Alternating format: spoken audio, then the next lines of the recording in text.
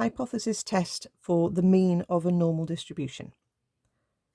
Okay, so let's have a look at this question. There are two ways we could solve this, so I'll show you both ways, but please don't muddle them up. Okay, so it is known that the lifetime of a certain species of animal in the wild has mean 13.3. A zoologist reads a study of 50 randomly chosen animals of this species that have been kept in zoos. According to the study, for these 50 animals, the sample mean lifetime is 12.48 years and the population variance is 12.25 years. Test at the 5% significance level whether these results provide evidence that animals of this species that have been kept in zoos have a shorter expected lifetime than those in the wild. Okay, so we're testing to see if the mean is 13.3 seems reasonable given what's just happened with this sample. Okay, start off with your hypotheses. So when you're testing the mean of a normal distribution, you need to look for the mean that refers to the whole population, not yet the mean of the sample. So we're going to look for this number here, the 13.3. So I'm going to say that my H naught is that mu is equal to 13.3. So we use this sample, this symbol mu for the mean of the whole population. So we're saying we think it's 13.3. The wording of the question, looking here, is we're testing to look for evidence that the mean is shorter. So the mean is lower than 13.3. So you need to look for the words that imply if we're looking for a particular direction when we say H1. If it just said whether the results provide evidence that the mean is not 13.3 or is different from, then you would use a not equal to symbol. Okay, but this one we're looking for evidence of a shorter life. Okay, so the first way I'm going to do this is finding the p-value. Okay, there is another method that uses the critical region, so I'll show you that in a second. So with the p-value, we're saying that the mean of a sample of 50 would still be normally distributed, and we're assuming that H naught is true to start with. So we're going to say that the mean is still, we think, 13.3, and the standard deviation would be root 12.25 for your original distribution of the whole population. But because we're taking a sample, we would need to work out the mean of the X bar and the standard deviation for the X bar. Okay, the mean is the same, but the standard deviation changes by a factor of root n. So here, my original standard deviation is square root 12.25, which I have a feeling is going to square root nicely anyway, so I can then refer to that. So yeah, that's 3.5. So when we talk about the standard deviation of X bar, we have to say it's the old standard deviation divided by the square root of n, which is the number in the sample. Okay, so I'm going to say it is 3.5 divided by square root 50. So your new standard deviation is your old sigma over root n. Okay, that's what you're going to use in your probability calculation that we're going to do with NCD in a second. So we've got, we think, a mean of 13.3. What just happened in the sample is we had 12.48. So obviously that's on the lower side of the middle. What we want to do is work out what's the probability of getting 12.48 or lower with this sample, okay, if the mean is still 13.3. Okay, so we want to know what is the probability that X bar is less than or equal to, it doesn't make a difference, 12.48, okay, using this information here. So we just do an NCD calculation. We don't need to use the Z method. We can go into NCD and say, right, the lower we can just put in a big negative, and the upper is 12.48. My sigma I'm going to type in as 3.5 over, you can use a fraction or a divide, root 50. Okay, it works that out for you.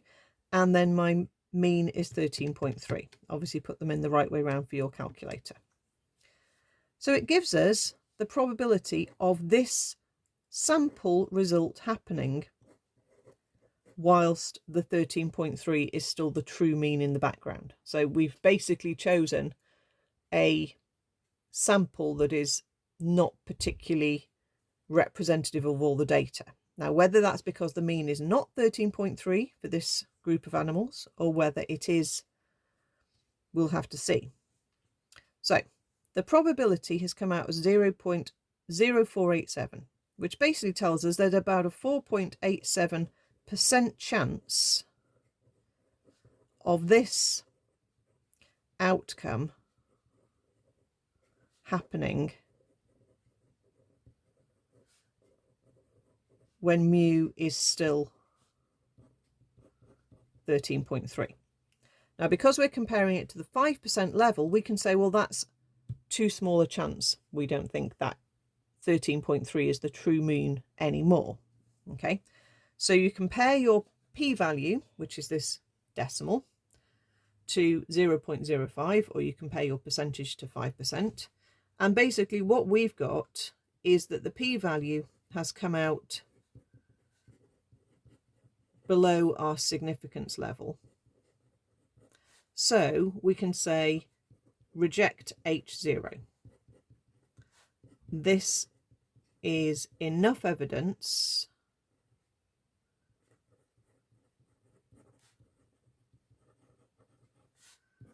to conclude